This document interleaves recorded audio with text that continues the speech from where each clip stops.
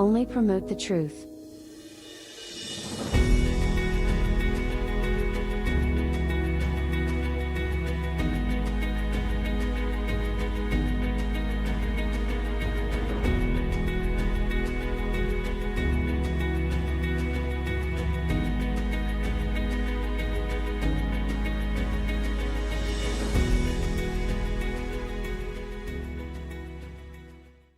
We're talking about the Passover. How important is the Passover? Is it still applicable to today?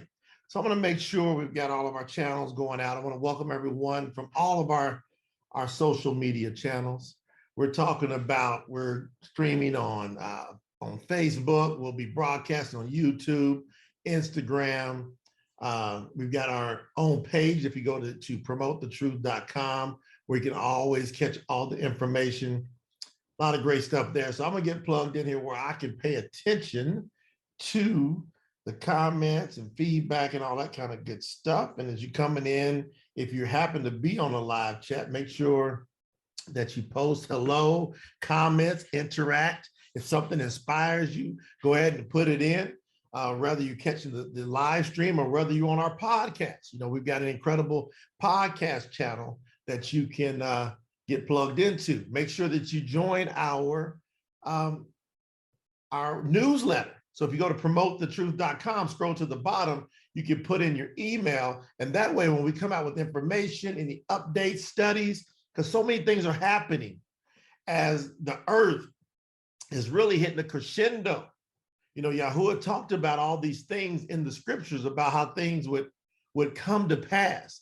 You know, you've heard the word prophecy before. So I want to make sure that I do what I feel led to do, and I feel led to be able to bring you truth. Now, I'm going to do some screen sharing today too. So if you happen to be watching this on a Facebook Live or on our YouTube rebroadcast, on our other broadcast channels, you'll be able to see some of the scriptures that I'll be sharing on this particular stream. I'm going to start out today. I'm going to go ahead and get right into streaming.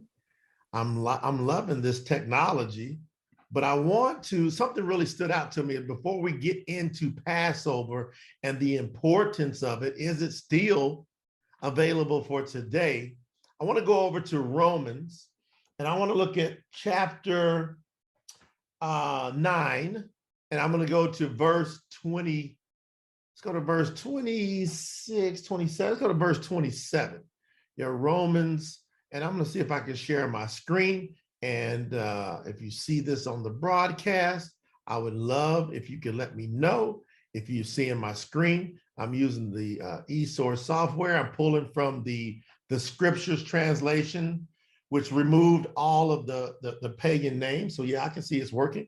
So all the pagan and distorted names that are in the English translations. There's a group out of South Africa called the Institute for Scriptural Research. They did a version where they removed all of the distorted names. So you'll be able to see a cleaner version here. So I'm over at Romans chapter 9. As you see, I'm looking at verse 27. And it says here, and Yashayahu, sign name Isaiah. So you notice they put the real name there, not Isaiah, which is the distorted name in the original and the correct scriptures translation. Isaiah's name is Yashayahu, and Yasha stands for salvation. So salvation is Yahuwah is his name. And Yashayahu cries out on behalf of Yisrael, who we've known as Israel, Yasriel. Though the number of the children of Yisrael be as the sand of the sea, I want you to pay attention to this last part here. It says the remnant shall be saved. So even though there's a mass amount of people who have scriptural knowledge, who've heard about truth, who've been raised up in traditions, many people raised up in churches and synagogues and mosques, what this is saying here is though the number of the children of Yasriel, those who are belonging to the Most High, though they be as the number of the sand of the sea. Imagine the sand on the sea. Imagine how big of a number that is. It says, even though you see masses, and there's been billions of people that have been born and have lived on this earth, only a remnant, it says, shall be saved. For he, the Most High Yahuwah, is bringing a matter to an end and is cutting it short in righteousness, because Yahuwah shall cut short a matter on the earth. I wanted to start with that because these messages that I'm bringing you, even though we bring them and make them available and utilize this technology for the masses, and though the masses are all over social media, the number is like the sea, the sand on the sea. Only a remnant's going to get these messages. So when we talk about these critical subjects called the Passover, let's talk about the Passover. How important is it? And is it still alive and well today to be observed? Well, if we go to, I'm going to utilize my software here. If I go over to Exodus chapter 12, and the real name of Exodus is Shema. So Shema, a sign named Exodus, it talks about the Passover. So let's look at what the scriptures, not what you say, I say, not what some other man or woman says. Let's look at what the scripture says. And you'll notice there that Yahuwah's name is in modern Hebrew.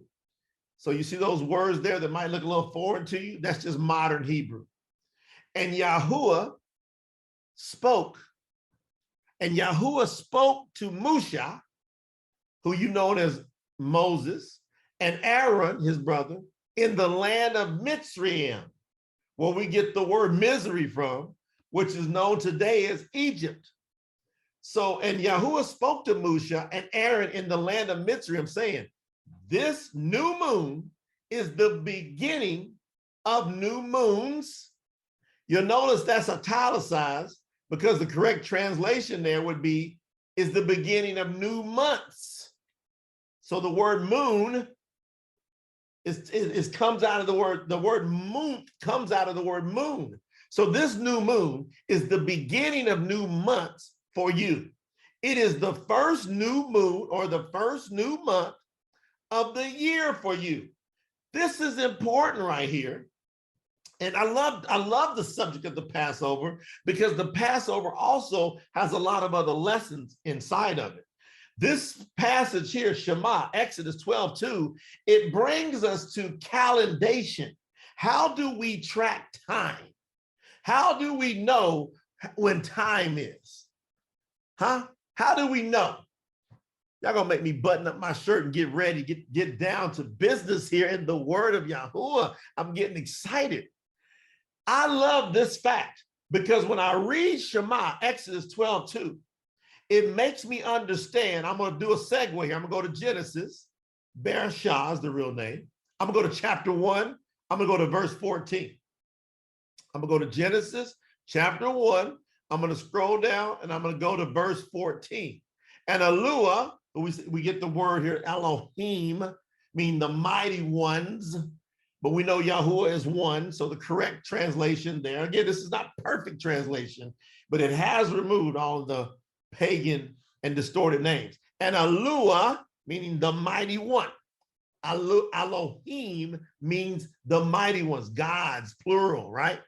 So Eluah said, let lights come to be in the expanse of the heavens to separate the day from the night.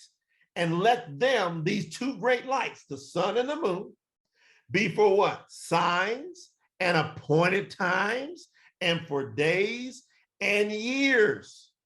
And let them be for lights in the expanse of the heavens to give light on the earth. And it came to be so.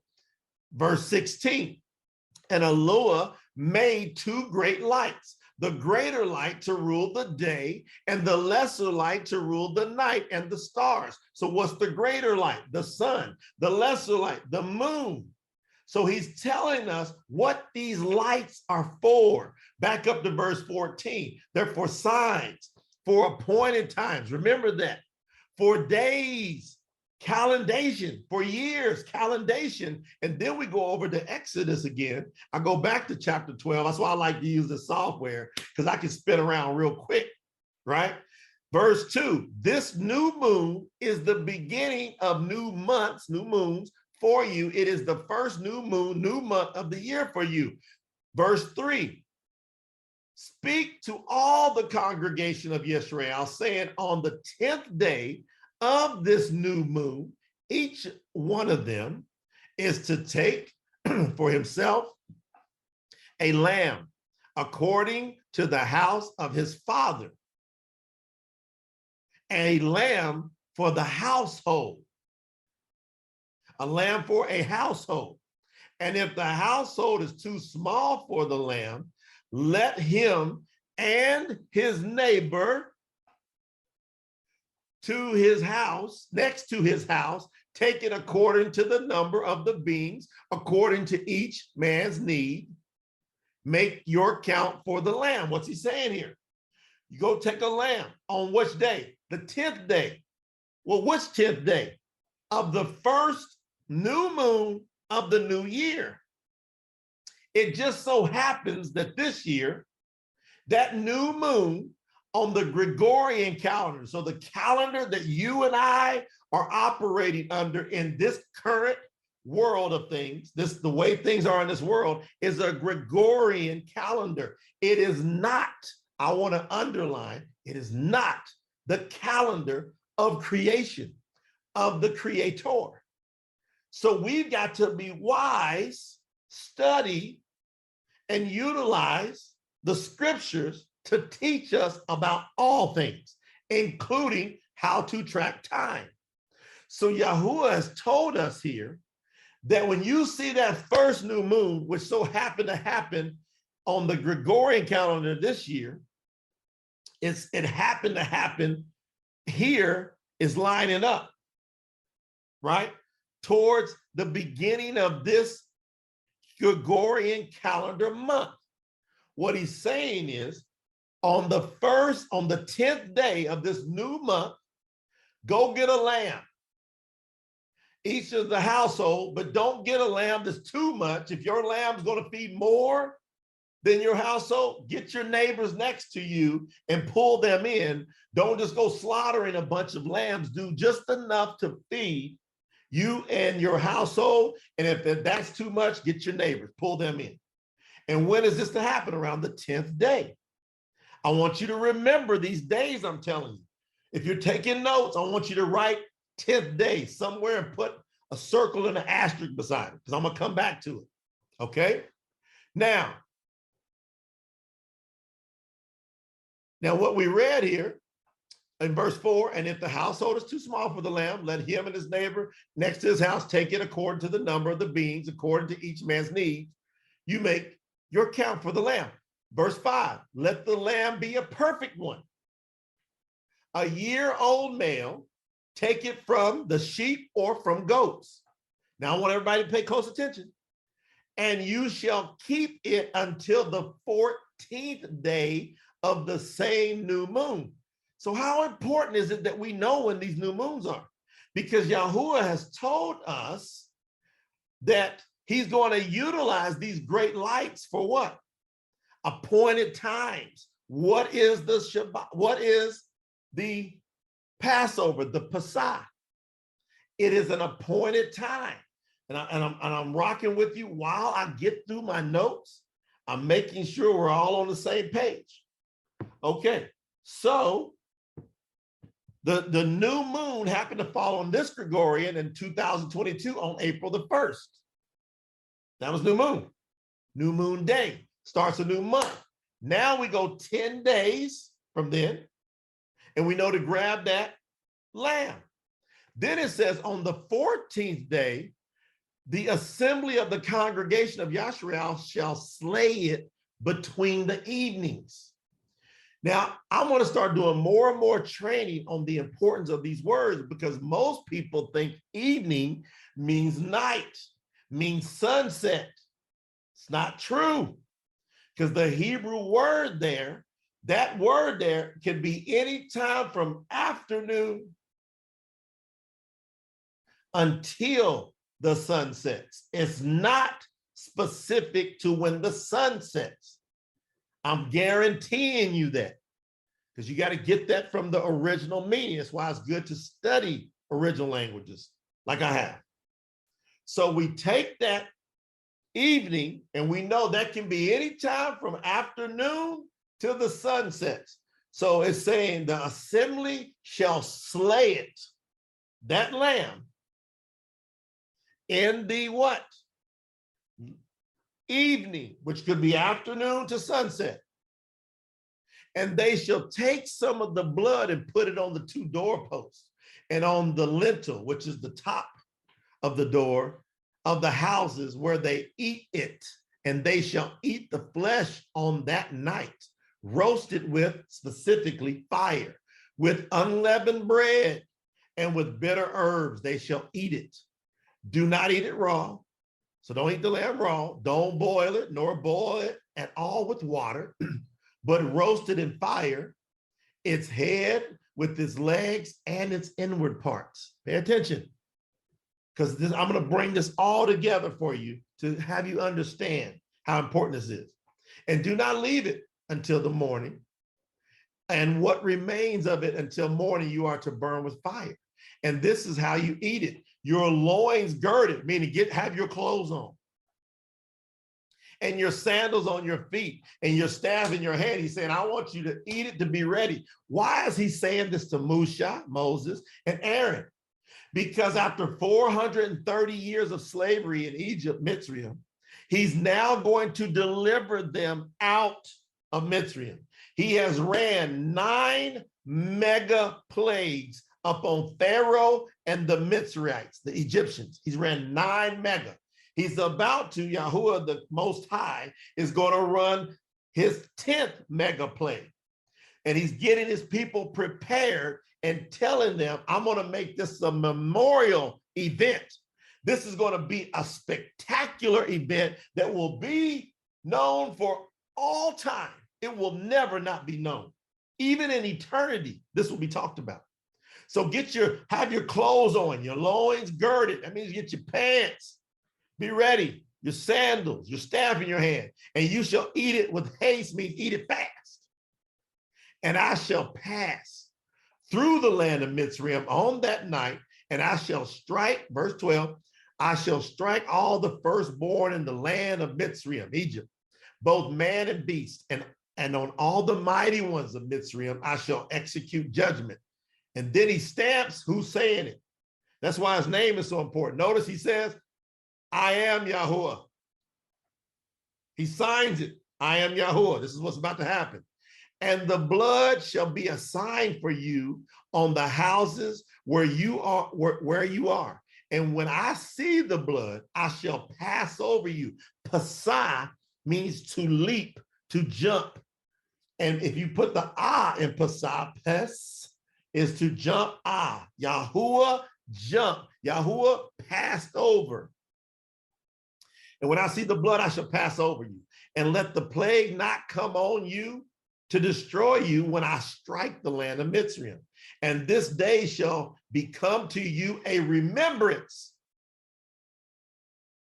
All right, so how important, family, when we hear the Most High, the creator of all, he says, and this day is to become a remembrance in verse 14. And you shall celebrate it as a festival to Yahuwah, to the Most High, throughout your generations. Celebrate it as a festival. Now look at these last 3 words here. An everlasting law.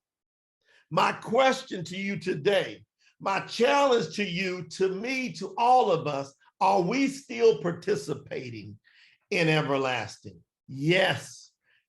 When does everlasting end? Never. That's why this is important. Everlasting is still going. So when people say that's done away with, That means that they are contradicting the word of the Most High that was spoke directly to Moses. He goes on to say, 7 days you shall eat unleavened bread. Indeed, on the first day you shall call leaven to cease from your houses. So he says, take the leaven out of your houses, the yeast, the leaven, right? Take it out of your houses. For whoever eats leavened bread from the first day until the seventh day, that being shall be cut off from Yisrael. Now, first, when you're reading this, I don't want you to get caught up in the to-dos, the not to-dos, the physical outward stuff. Don't get caught up in that. I want you to take a deep breath. Everybody take a deep breath. Ready?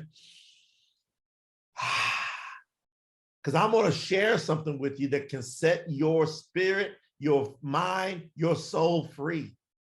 I want you to figure out, why is Yahuwah instructing people to do? What's his intent? Why is he instructing people to do this? What does he want us to learn? So when he says, take the leaven out of your house, and I want it out of there for 7 days, no yeast do I want you to have in your house, or do I want you to eat of for 7 days? Ask yourself, why? I'm going to come back to that. You got it? And he says, verse 16, and on the first day, it is a set apart gathering. That means that we should pull together all of those of us who want to be part of the remnant. Remember how I started this out? This ain't going to be for everybody, even though everybody is, as much as the sand is on the sea, has access to this, hears about this. Only a remnant is going to be called and drawn to this.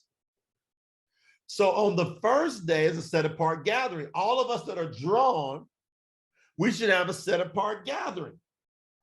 And if you want to participate in these gatherings, we are doing these gatherings. So if you're part of our newsletter list, we will be giving out notice when we'll be having some of these gatherings.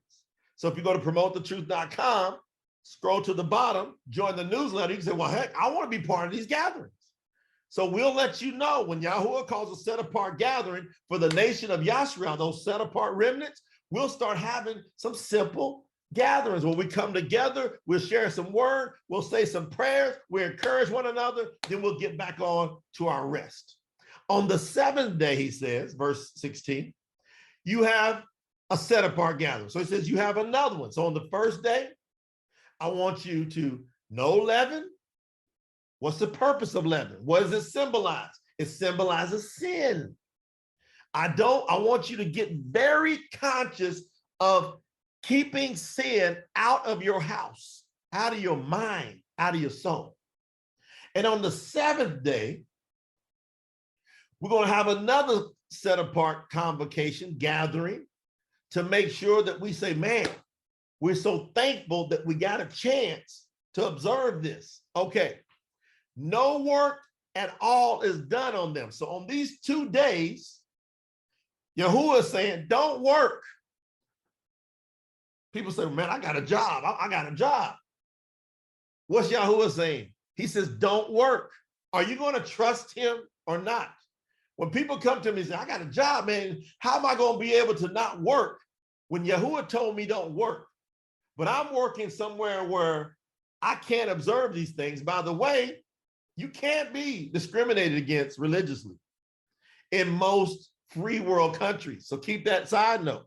So if you choose to follow Yahuwah in the way he says, then you need to invoke, this is my religious beliefs. Most people say, wow, I never thought about that. Okay. So don't work. Why? Because he wants you to focus on him and he wants you to rest. He wants you to revitalize. Be ready. Now think about what he was doing for them.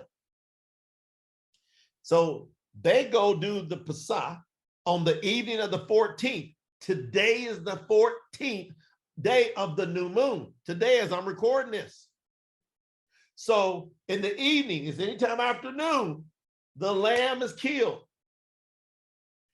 And then at night, in the evening, as when the sun sets, eat it, but eat it with haste. So you're preparing it several hours in preparation with bitter herbs. You're getting it ready. You're going to roast it with fire, and then you're going to gobble it up with your clothes on. Then you're going to wake up in the morning, and what are you going to do? You're going to make sure nothing was left. If anything was left, burn up with fire. Then what are you going to do? You're going to rest that whole day. So while the sun is up, you're going to rest. I want you to think like when Yahuwah brought them out of Mitzrayim, how they were thinking. Think that way. So these people, hundreds of thousands of them, they're about to leave Egypt, Mitzrayim. So now they got their bellies full, sustenance. They've now rested. The sun goes down, and it says at about midnight on the 15th, he took them out of there. Okay? Now, verse 17, and you shall guard the festival of Matzot, which is unleavened bread. That's that 7-day period. For on this same day I brought your divisions out of the land of Mitzrayim. And you shall guard this day, how long? Throughout your generations, an everlasting law. There it is again, 3 words, an everlasting law. Then he reiterates all of this starting in verse 18. He goes back and says, in the first month, on the 14th day of the new moon, in the evening, you shall eat unleavened bread until the 21st day of the new moon in the evening.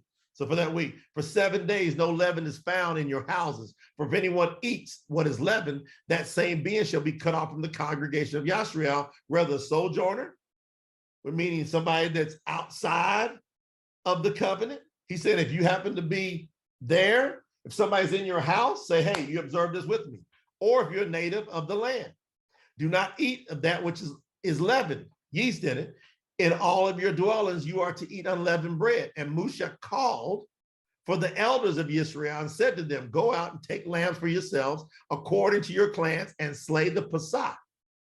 And you shall take a bunch of hyssop and dip it in the blood that is in the basin and strike the lintel and the two doorposts and the blood that is in the basin. And you, none of you shall go out of the door of his house until morning. And Yahuwah shall pass on to smite the Mitzrites, the Egyptians then, and shall see the blood of the lintel and on the 2 doorposts, meaning on the top of your door, on the both sides of your door, and Yahuwah shall pass over the door and not allow the destroyer to come into your houses to smite you. And you shall guard this word as a law for you and your sons for how long? Forever. And it shall be when you come into the land which Yahuwah gives you as he promised, that you shall guard this service. And it shall be when your children say to you. So now he's talking about generations. So we know it wasn't just for them. He goes, so when your children say to you, what does this service mean to you? Then you shall say, it is the Pasah slaughtering of Yahuwah, who passed over the houses of the children of Israel in Mitzrayim when he smote the Mitzrites and delivered our households. And the people bowed their heads and did obeisance. Everybody was like blown away. And the children of Israel went away and did so as Yahuwah had commanded Moshe and Aaron. So they did. So they did.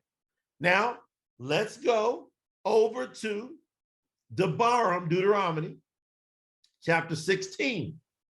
So now he's done brought them out of the land of Mitzrayim. He's brought them out of Egypt. Now they're out in the wilderness. And what does he say? He reiterates it here in Deuteronomy 16. Guard the new moon of Abib. That means the new year. And perform the Pasah to Yahuwah your Eluah. For in the new moon, the new month of Abib, Yahuwah your Eluah brought you out of Mitzrayim. So see, it brought you out.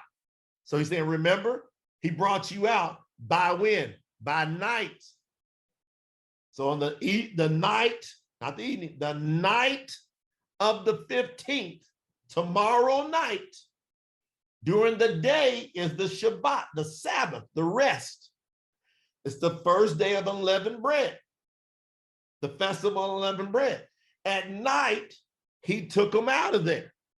So he wants us to remember, and you shall slaughter the Pasah to Yahuwah your Eluah from the flock and the herd in the place, now very important here, in the place where Yahuwah chooses to put his name. Everyone, listen to it live and the recording. This should ring in your soul.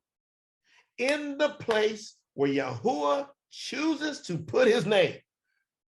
Where did Yahuwah choose to put his name? Well, we know eventually he chose to put his name in Jerusalem, who people call Jerusalem, where he set up the temple. He told David, Daud, then it went to his son, Solomon, who built the temple, where Yahuwah set up his name. But during the 40 years in the wilderness, they had the tent of appointment, and it would always talk about how Yahuwah, they would see that cloud over that particular tent. That's where Yahuwah had placed his name then. So it was in that tent of appointment where the Ark of the Covenant was. You follow me? And so it's important to make a big note of where Yahuwah chooses to put his name. If you're writing a note, put that down because I'm going to tie it together.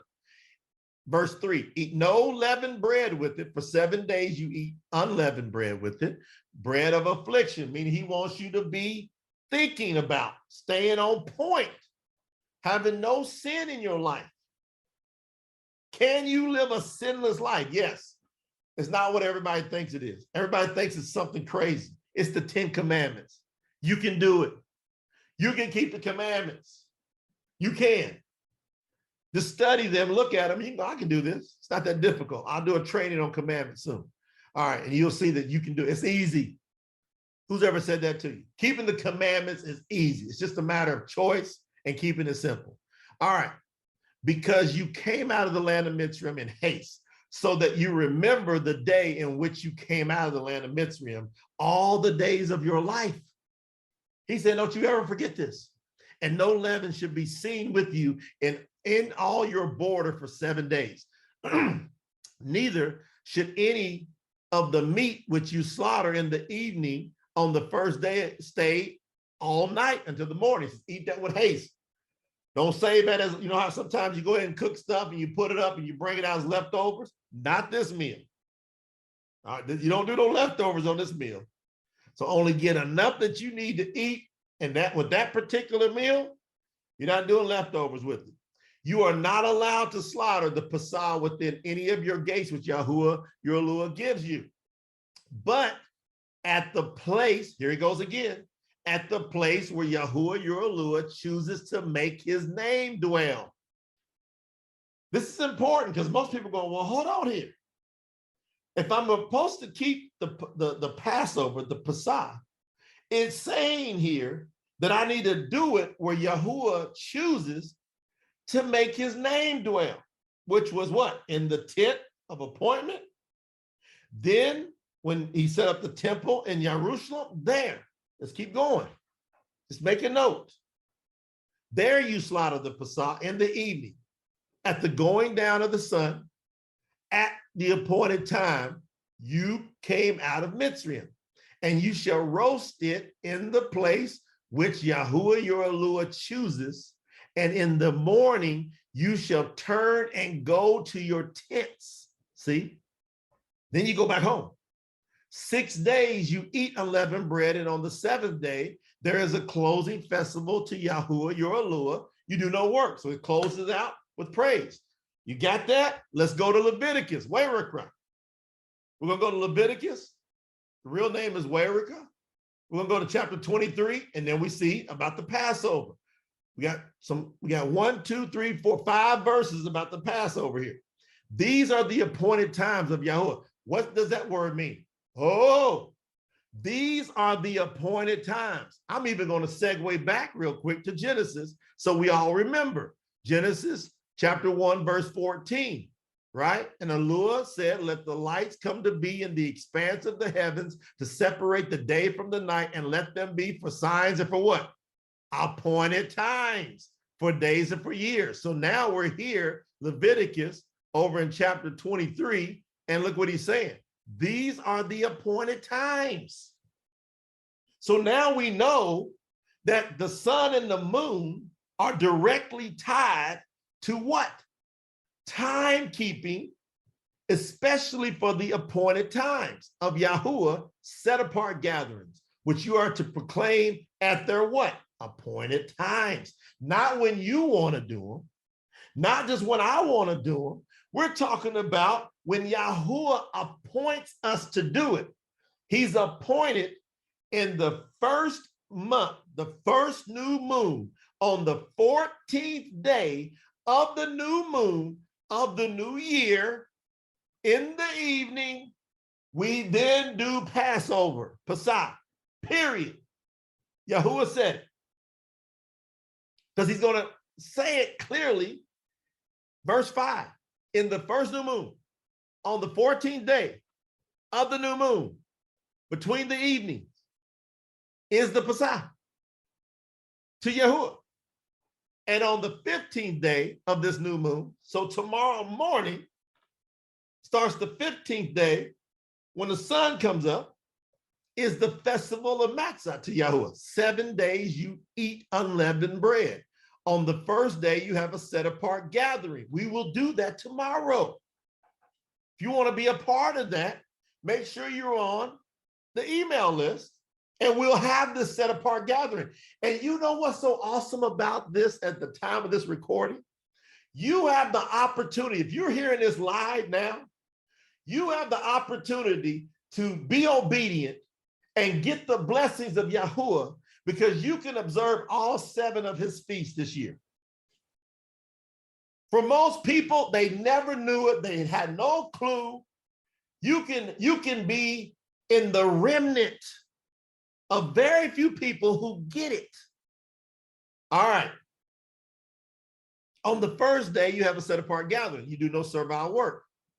And you shall bring an offering made by fire to Yahuwah for 7 days. On the 7th day is a set apart gathering. You do no servile work. We're going to teach you and break all this stuff down. All right. So now you see we've got this.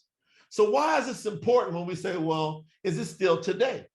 Well, have you ever heard of the Messiah, Yahusha? Yahusha. Not some other name. He said, I come in my Father's name, Yahusha. Yahuwah, Shah, salvation. His name is Yahuwah, is salvation. If we go over to Matith Yahu, Matthew, chapter 26, we go on down and we start around 17. Now, you notice there's some little squigglies here. That means they did some wrong translation. That's real, that means they're guessing. But I've got the correct translation. But what this is supposed to be right here, and before the first day of unleavened bread. See, that's why when they got that day right there, they were trying to figure it out, but I've got the correct translation. And before the first day of unleavened bread, the taught ones, the disciples, came to Yahusha, saying to him, where do you wish us to prepare for you to eat the Pasah? We know this is not on the first day of unleavened bread, because Yahusha was sacrificed on Pasah, on the 14th day, which has been proven over and over. Now, he said, go into the city to a certain man and say to him, the teacher says, my time is near. I am to perform the Pasah at your house with my taught ones. And the taught ones did as Yahusha had ordered them and prepared the Pasah. And when evening came, he sat down with the 12. And while they were eating, he said, truly I say to you, one of you shall deliver me up. And they were deeply grieved and began to say to each of them, Master, is it I? And he answering said, he who has dipped his hand with me in the dish, he shall deliver me up. Indeed, the son of Adam goes as it has been written according or concerning him. But woe to that man by whom the son of Adam is delivered up. It would have been good for that man not to have been born if he had not been born. And Yahuda, son named Judas, he who delivered him up, answered, says, Rabbi, is it I? And he said to him, you have said it. Can you imagine that situation? He looked at him and said, you the one said it. As they were eating, Yahusha took bread and having blessed, broke and gave it to the taught ones and said, take it, take and eat. This is my body. And taking the cup and giving thanks, he said it to them, saying, drink from it, all of you, for this is my blood, that of the renewed covenant, which is shed for many for the forgiveness of sins. But I say to you, I shall certainly not drink of this fruit of the vine from now on till that day when I drink it anew with you in the reign of my Father. So why is this important for us to know? I'm going to give you some stuff I'm going to break some stuff down to you from some of my notes. Very, very important. I think this is going to help a lot of people with understanding how powerful this is. I'm going to get this lined up. I have some cool notes that I've taken for you here. All right. So now Yahusha happened, he was, you know that the Pharisees, I'm coming off my screen now. So you know that the Pharisees were after him. They were after him. Pharisees and Sadducees, they were after him. And he went outside the city for a while. But it just so happens on the 10th day of the first new moon of the new year, Yahusha came back into the city. Isn't that a trip? So Yahusha came back into the city around the 10th day. Why is that important? Remember back when we read in Shema, Exodus, it says on the 10th day, go pick out the lamb, a male lamb without blemish. What was Yahusha? He was a male. He was the Lamb of the Most High without blemish. And he came into the city of Jerusalem. Now in Jerusalem, Daud, through his son Solomon, had already built the temple where Yahuwah chose to have his name dwell. They call it the Holy of Holies in the temple. What did Yahusha do? Well, when you hear about the Feast of Unleavened Bread, what is it trying to say to us, family? It's saying remove the sin. Do you remember when he went into the temple? What did he do? He was kicking tail. He was tossing people out because they were exchanging money. They had defiled the temple. He was removing the leaven. And he told his disciples, beware of the leaven of the Pharisees and the Sadducees. So he was removing the leaven out of the temple. Isn't that unique? Now on the 13th day, where I just read to you from Matith Yahu, chapter 26, when the disciple says, where do you want us to meet up for the Pasah? Most people don't get the fact what Yahusha was doing here. He was having his Last Supper with them, and he was celebrating it early because he was literally going to become the Pasah. So on the 13th day of the new moon, so which would have been yesterday at the time of this recording, around 2,000 years ago, Yahusha is having supper with his taught ones, the disciples. And he's giving them the resemblance. He's telling them, this bread, this is my body. This wine, this is my blood. Do this in remembrance of me. Don't forget what's about to happen. And then he says, one of you are going to give me up. And what happened? If you go on and read the rest there, and in the other books, you know, Matith, Yahu, Matthew, Mark, Luke, right? John, Yahukanan, John. they give all these accounts. When Judas, Yahudah, got up and left, where'd he go? He went and told the priest where Yahusha was going to be, because Yahusha had the supper and had discussed that they were going to go out to the Garden of Gethsemane, where he would pray. So you remember, if you saw the Passion of the Christ, he was out there praying, and he told them, stay awake, watch me. See what's about to happen here. Because what he was doing when he was praying was he was taking on the sin of the world. He had been prepared from the 10th. When he entered the city, he was the lamb being prepared for the slaughter. I got chills running all over me right now. I'm so thankful to be able to share this message with you, to get you to understand the collaboration of what they did in Mitzrayim in Egypt all those years ago with Moses. And now here comes the Passover lamb that has that Last Supper, goes out to the Garden of Gethsemane. Judas, Yahudah, delivers him up. They take him, they beat him throughout the night of the 13th. The morning of the 14th, they drug him in front of the priest, even into that evening, and then that morning, drug him again, got him in front of Pontius Pilate. Pontius Pilate says, somebody bring me some water. Let me wash my hands. I don't want to be guilty of killing this innocent man, this lamb without fault. Pontius Pilate knew it. Pontius Pilate's wife knew it.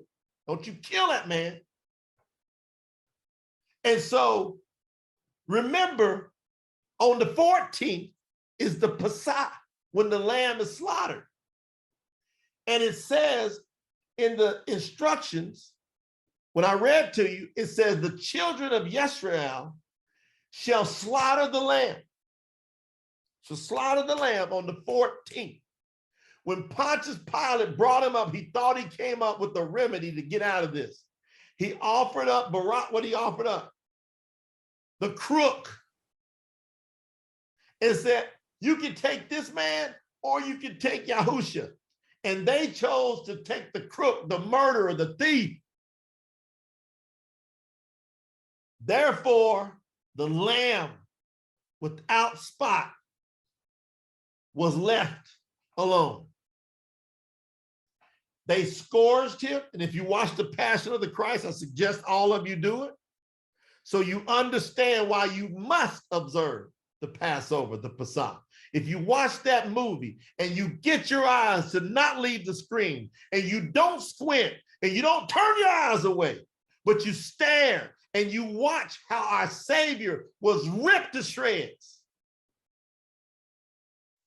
Why was he ripped to shreds? Because he must be the sacrifice. He became the Pasah. All scripture had been regarding the telling of what was going to happen came to fulfillment. They took him, they beat him, they scoured him, they ripped his flesh into shreds.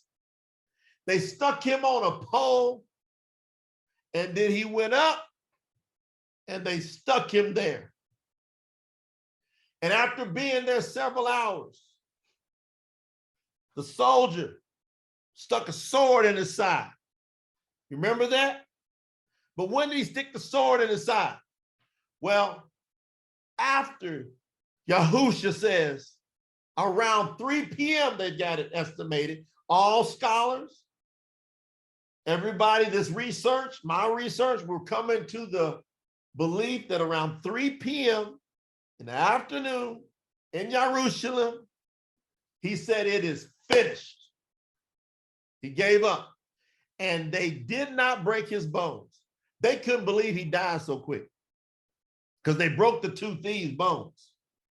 But it said that this male lamb, not one bone is to be broken. And he died. And he gave himself up. Now I want you to pay attention as I close this out. He died, he fulfilled on the 14th, the Pasah. On the 15th, the Feast of Unleavened Bread, taking away the sin, get it out of here. He went into the depths to snatch back the keys of death. So the first day, the 14th, he's taken out, killed. 15th, he goes and gets the keys, remove the leaven. Got it? 16th is the first fruits. He said, on the third day, I will rise again. I will have defeated death. So there's 3 festivals that are about to happen. There's 7 in a year. You can participate and observe 3 of them right now in the next 3 days. Starting this evening, you can observe the Pasah. You can say, I am so thankful that you, Yahushua, became the Passover lamb, that you went to Gehenna, you went to Sheol and grabbed the keys of death. And so that's why I need to remove the leaven out of my house, out of my life, because you did it. You took away the sin. And then you became the first fruits to rise from the dead. He's the first one to resurrect from the dead. Him. And so now we celebrate the first fruits. And we stay in remembrance of all of this for 7 days through the festival of unleavened bread. Would you participate with us? Would you? Yahuwah is calling you to see, do you understand the importance of his plan? Now, once you understand the importance of his plan, you got those 3 festivals. Now the other 4 festivals, they play out the plan of salvation. That's the purpose of the festivals, to show you the plan of salvation. To show you festival 1, the Passover, the Pasah, he died for our sins. To show you that he took away the sin of the world, unleavened bread festival. To show you the first fruits, he was risen from the dead.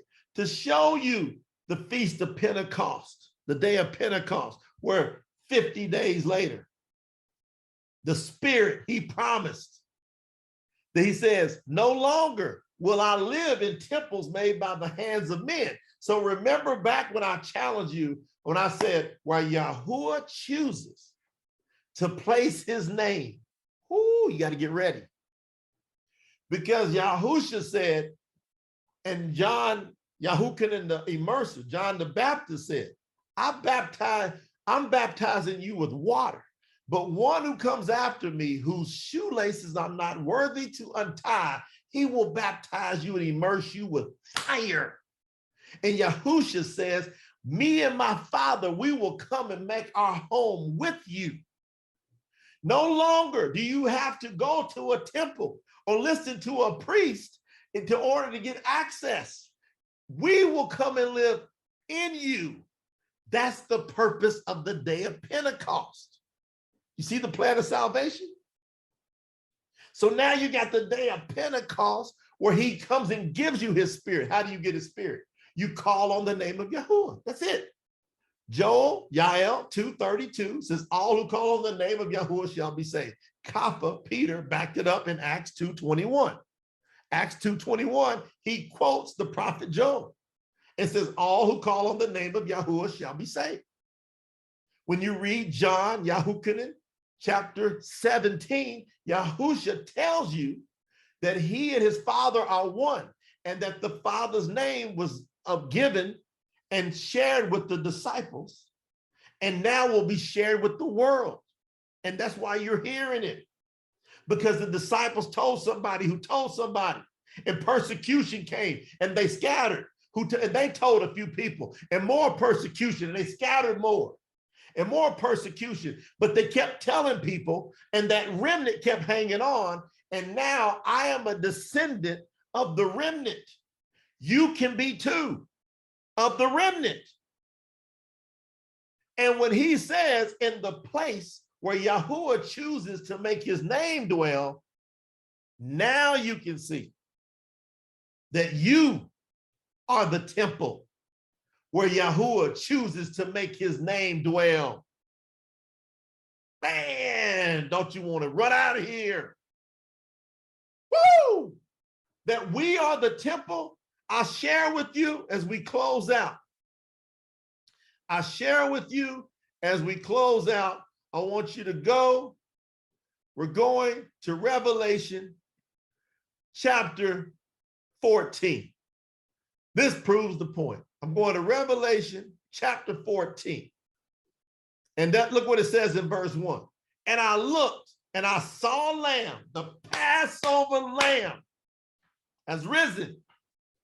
And I looked and I saw a lamb standing on Mount Zion, and with him 144,000, having his father's name written upon their foreheads.